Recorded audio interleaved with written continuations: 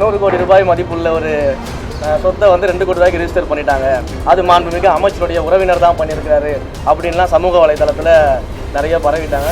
பொதுவாக வந்து அமைச்சருடைய உறவினர் வந்து இந்த லேண்டை வந்து வாங்கிட்டாரு, அமைச்சரோட இதில் கை இருக்குது, அமைச்சருக்கு தெரிஞ்சுதான் இது நடக்குது அப்படின்லாம் ஒரு பயங்கரமான வன்மத்திலையும் இந்த அரசாங்கத்தின் மேலே ஏதாவது ஒரு ஊழல் கரையை வந்து நம்ம பண்ணிட மாட்டோமா அப்படிங்கிறதுக்காகவும் எதிர்கட்சிகள் கங்கணம் கட்டிக்கொண்டு வேலை பார்க்கறது நல்லா தெரியுது.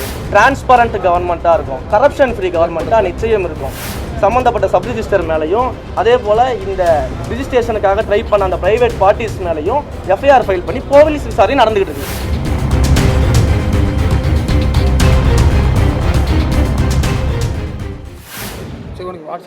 பழனியில் ஒரு நிலம் வந்து இல்லீகலாக பார்த்தீங்கன்னா ரிஜிஸ்ட்ரேஷன் நடந்திருக்கு அப்படின்ற ஒரு விஷயம் வந்து நீங்கள் எல்லாருமே செய்தியாக வெளியிட்டிருந்தீங்க.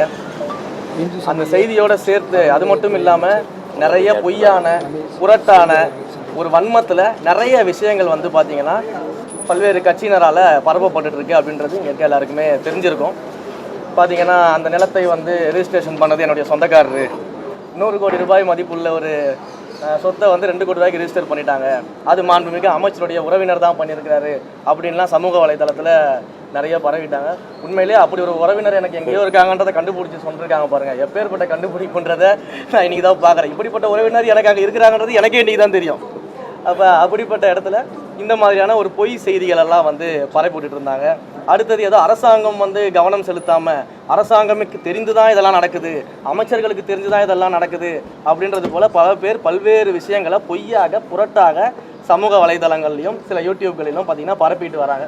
ஸோ அதற்கு ஒரு விளக்கமாக தான் இந்த விஷயத்தை நம்ம சொல்கிறோம். என்னென்ன நடவடிக்கைகள் நம்ம எடுத்திருக்கோம் அப்படிங்கிறத நம்ம சொல்கிறதுக்காக தான் முக்கியமாக இன்றைக்கு செய்தியாளர்கள் சந்திக்கிறோம்.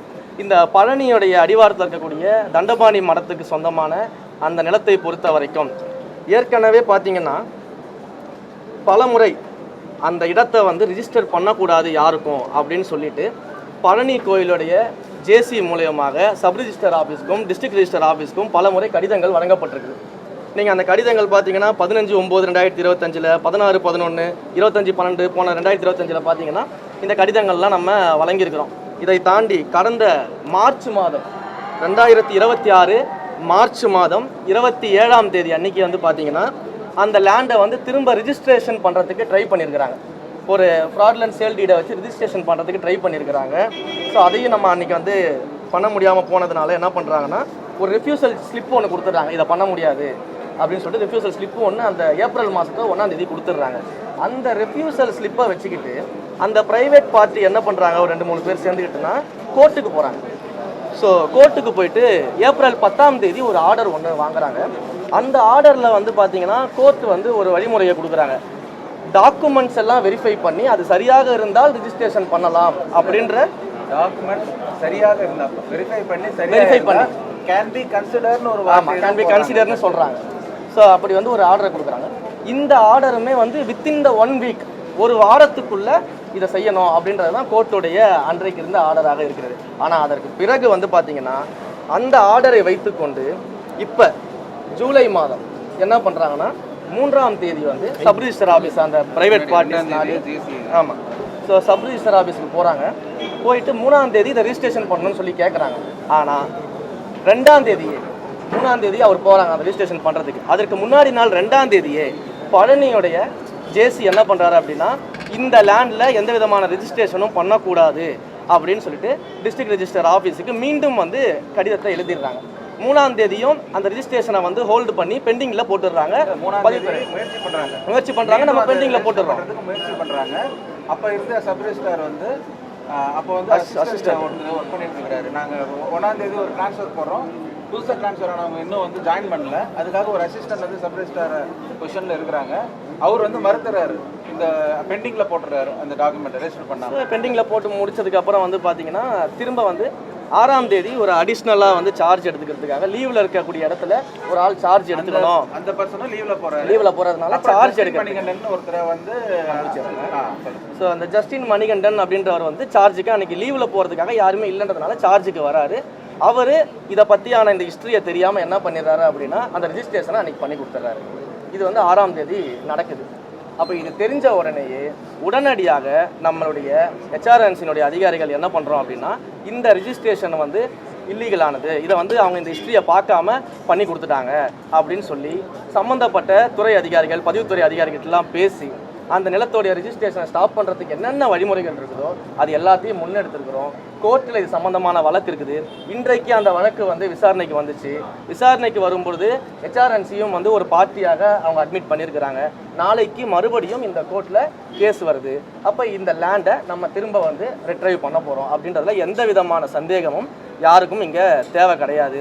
அதே போல் மாண்புமிகு அமைச்சர் அவர்களும் அவர் துறை சார்ந்து அந்த சார் பதிவாளரை உடனடியாக சஸ்பென்ஷன் பண்ணிட்டு நேர்மையான விசாரணைக்கு என்னென்ன செய்ய முடியுமோ அது எல்லாத்தையும் அவரும் அவர் துறை சார்ந்து பண்ணிக்கிட்டு இருக்கிறாரு.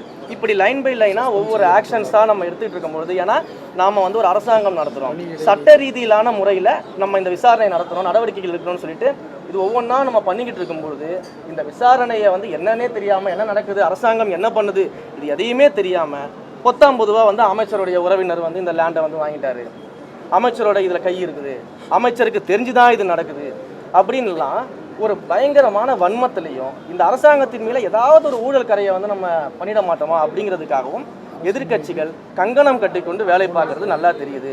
நீங்கள் எவ்வளவு முயற்சி செஞ்சாலும் எங்களுடைய மாண்புமிகு முதலமைச்சர் அவர்கள் சொன்னது போல் எங்களுடைய கவர்மெண்ட் க்ளீன் கவர்மெண்ட்டாக இருக்கும், டிரான்ஸ்பரண்ட் கவர்மெண்ட்டாக இருக்கும், கரப்ஷன் ஃப்ரீ கவர்மெண்ட்டாக நிச்சயம் இருக்கும். தவறு செஞ்சவங்க யாராக இருந்தாலும், எந்த டிபார்ட்மெண்ட்டாக இருந்தாலும், எவ்வளவு பெரிய அதிகாரியாக இருந்தாலும் நிச்சயமாக நடவடிக்கை எடுப்போம். அதற்கான ப்ரொசீஜரில் தான் நாங்கள் இருந்துகிட்டு இருக்கிறோம். அந்த விசாரணைகள்லாம் நடந்துகிட்டு இருக்குது. போலீஸ் ஸ்டேஷனில் எஃப்ஐஆர் ஃபைல் பண்ணியாச்சு. சம்மந்தப்பட்ட சப் ரிஜிஸ்டர் மேலேயும் அதே போல் இந்த ரிஜிஸ்ட்ரேஷனுக்காக ட்ரை பண்ண அந்த ப்ரைவேட் பார்ட்டிஸ் மேலேயும் எஃப்ஐஆர் ஃபைல் பண்ணி போலீஸ் விசாரணை நடந்துகிட்டு இருக்குது. துறை ரீதியான நடவடிக்கைகளையும் எடுத்துக்கிட்டு இருக்கிறோம். ஸோ இப்படி எல்லா விஷயங்கள்லையுமே எல்லா இடங்கள்லையுமே மிக நேர்மையாக எங்களுடைய விசாரணை நடந்துகிட்டு இருக்குது. இதற்கு நடுவில் இது போல பொய் புரட்டுகளை பரப்புவர்கள் மேலே, குறிப்பாக என்னுடைய உறவினர்னு சொல்லி பொய் புரட்டுகளை நிறைய பேர் பரப்பிட்டு இருக்காங்க பார்த்தீங்களா, அவங்க மேலே எல்லாமே சட்டப்படி நடவடிக்கை எடுக்கிறதுக்கான முயற்சிகளை நான் முன்னெடுத்திருக்கிறேன். காவல்துறையில் புகார் அளிச்சிருக்கிறோம். தொடர்ந்து இது போல செய்யும் வகையில் யார் யாரெல்லாம் இப்படி பொய் புரட்டு புகார்களை பரப்பிட்டு இருக்காங்களோ அவங்க மேலே நடவடிக்கை எடுக்கப்படும். ஒருவேளை என்னுடைய உறவினர் தான் அந்த 100 கோடி சொத்தை வாங்கினாரு, அவர் தான் 2 கோடி பண்ணிட்டாருன்னு யாராவது நிரூபித்து ஆதாரம் இருந்தால் காட்ட சொல்லுங்கள். அப்படி எந்த ஆதாரமே இல்லாமல் பொய்யாக புதுசாக ஒரு உறவினரை எனக்கே உருவாக்கிட்டு இருக்காங்க. எனக்கே தெரியாது என் உறவினர் இருக்காங்கன்னு சொல்லிட்டு புதுசாக ஒரு உறவினரை உருவாக்குறாங்க. கடந்த காலகட்டத்தில் இந்த புதுசாக அப்பாக்களெல்லாம் உருவாக்கின மாதிரி, அண்ணன்களை பெரியப்பாக்கள்லாம் உருவாக்கின மாதிரி எனக்கு உருவாக்கிட்டு இருக்கிறாங்க. அப்போ எங்களுக்கு யாரை பற்றியும் கவலை கிடையாது. எங்களுக்கு மடியில் கனம் இல்லை, வழியில் பயம் இல்லை. நாங்கள் தைரியமாக இந்த விஷயத்தில் இருக்கிறோம். இன்னொரு விஷயமும் சொல்கிறேன், கோயில் நிலங்களை பொறுத்த வரைக்கும் 1 இன்ச்சு கூட யாருக்கும் கொடுப்பதற்கு நாங்கள் தயாராக கிடையாது. கோயில் நிலங்களை பொறுத்த வரைக்கும் இது போன்ற இல்லீகல் ஆக்டிவிட்டீஸில் நேர்மையாக, துரிதமாக, சட்டப்படி எல்லா நடவடிக்கையும் எடுக்கப்படும் அப்படிங்கிறத இந்த இடத்துல நாங்கள் தெரிவிச்சோம்.